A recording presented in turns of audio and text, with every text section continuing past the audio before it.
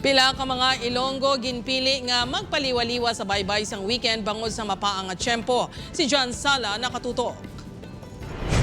Naglabot sa 46 degrees Celsius ang heat index sa banwa sang Dumangas ang Sabado ni Gloria. Gani ang pila ka mga residente ng desisyon nga magpaliwaliwa kag magpabulubugnaw sa baybay. Aga pa lang madamo na ang pamilyang ginpili nga sa baybay sa banwa sang Dumangas mag Holy Week getaway. Magluwas sa libre abi kuno, malapit lang ini. Nag-uropod kami pamilya namon eh. Ay, nami talaga dis baybay. Ay, maka-ano kagid. Maka-enjoy kagid.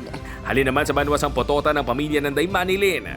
Tagsa kasabado kuno sa baybay na ang ilang kalatuan upod ang pamilya. Para makabanding-banding kami kag sa subong nga adlaw gid ang amon nga nga pagtililipon bala sir kay sa Domingo naman makalagaw-lagaw naman kami kag makabalik kami sobra sa Lunes. Nagalibot man sa baybay ang makatapos ang Philippine Coast Guard Dumangas Substation agud masigurong seguridad sa mga nagapaliwaliwa kag mga nagalangoy.